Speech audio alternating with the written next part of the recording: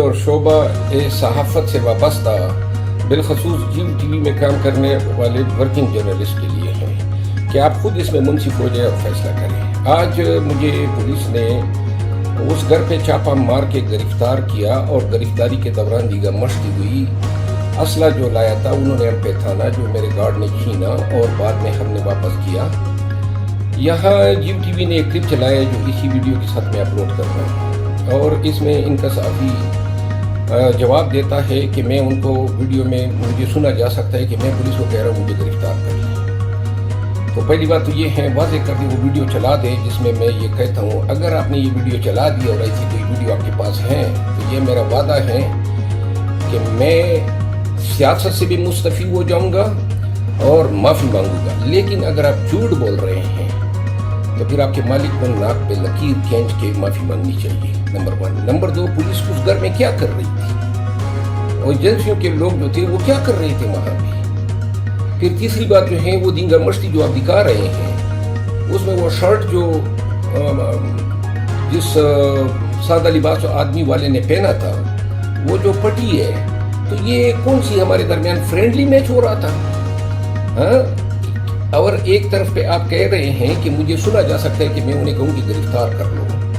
تو مہربانی کریں وہ ویڈیو چلا دیں۔ اگر وہ ویڈیو آپ کے پاس نہیں ہے، نہ کوئی آڈیو ہے آپ کے پاس، تو آپ کا کہنے کا مطلب یہ ہے کہ جو میری گرفتاری ہوئی اور جو پولیس آئی، جو اسلحہ چھینا گیا، پھر گرفتاری سے پہلے جب ہم نے ان کو باہر نکالا اور اسلحہ ان سے چھینا اور میری ایک ویڈیو ہوئی، یہ سب کچھ جھوٹ تھا۔ میں جیو ٹی وی کے تمام صحافیوں سے کہتا ہوں کہ یہ ذرا ایویڈنس ملاحظہ کریں، کس طرح کی رپورٹنگ آپ کر رہے ہیں، کیوں کر رہے ہیں، کیوں جو ہے کس کی ایما پہ آپ جو ہیں مجھے بلیٹل کر رہے ہیں۔ یہ صحافت ہے؟ اگر ایسی صحافت ہے تو چینل کے مالکان پر بھی لعنت ہو، اور آخری دفعہ کہہ رہا ہوں کہ اگر جیو ٹی وی نے میرے خلاف آئندہ کوئی غلط خبر چلائی تو پھر ان کے مالکان کے مردوں کو بھی نہیں چھوڑوں گا، ان کے مردوں کے حوالے سے بھی وہ حقائق بتاؤں گا کہ پھر جو ہے جیو ٹی وی کے مالکان کے ساتھ میرا ذاتی جھگڑا ہوگا۔ یہ جو آپ نے کلپ چلائی ہے، اس کلپ پہ آپ نے ماضی میں بھی میرے خلاف بہت جھوٹ بولا ہے، بہت ہی غلط باتیں آپ نے چلائی ہیں، اور جیو ٹی وی جو ہے حکومت کی ایما پہ، اداروں کی ایما پہ میری کریکٹر اساسینیشن کر رہی ہے۔ اب میں آپ کو موقع دے رہا ہوں عدالت میں ثابت کر دیں، یہ ویڈیو عدالت میں لا کے پیش کر دیں کہ میں پولیس کو کہہ رہا ہوں کہ مجھے گرفتار کریں، اور پولیس جو ہے وہ آپ کے مالک کی بہنوئی کی شادی میں آئی تھی،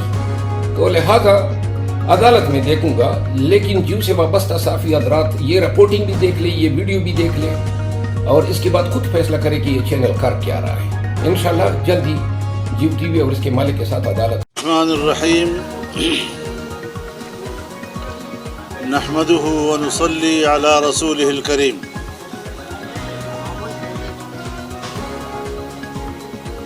آج سپریم کورٹ نے قادیانی مبارک ثانی مقدمے کے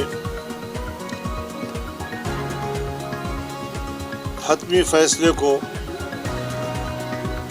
اناؤنس کیا ہے، اور انہوں نے گزشتہ فیصلے جو 6 فروری کو اور پھر 24 جولائی کو ہوئے تھے، ان کے تمام قابل اعتراض حصوں کو حذف کر دیا ہے۔ میں اس بہت بڑی کامیابی پر پوری قوم کو مبارکباد پیش کرتا ہوں، امت مسلمہ کو مبارکباد پیش کرتا ہوں، تمام دینی جماعتوں کو، ان کے کارکنوں کو مبارکباد پیش کرتا ہوں، اور آج سپریم کورٹ پہ تمام مکاتب فکر کے جو علماء کرام شریک ہوئے، اور انہوں نے جس یکجہتی کے ساتھ کورٹ کے سامنے اپنا موقف دیا اور سپریم کورٹ کو اپنے موقف کے حوالے سے قائل کیا، یہ سب قابل احترام ہیں اور مبارکباد کے مستحق ہیں، اور انہوں نے امت پر احسان کیا ہے۔ اس سلسلے میں اعلان کرتا ہوں کہ کل پورے ملک میں یوم جمعہ کو بطور یوم تشکر منایا جائے گا، 7 सितंबर 1974 को पाकिस्तान की कौमी असम्बली ने मुत्तफ़क़ा करारदाद के ज़रिए, मुत्तफ़क़ा तरमीम के ज़रिए कादियानियों को और लाहौरियों को गैर मुस्लिम अक़लियत करार दिया था। और आज जब पूरी कौम 7 सितंबर 2024 को मीनार पाकिस्तान लाहौर पर 50 साला गोल्डन जुबली मना रही है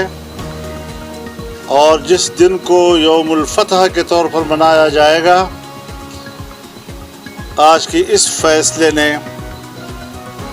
गोल्डन जुबली की अहमियत को और दोबारा कर दिया है। और अब पाकिस्तान के आवाम एक अलग जज्बे के साथ और एक ताज़ा तरीन फातिहाना तसव्वुर के साथ उस पर शरीक होंगे और इंशाअल्लाहुल अज़ीज़ अक़ीदे ख़त्म नबूवत के तहफ़्फ़ुज़ के लिए 7 सितंबर यौमुल फतह संगमील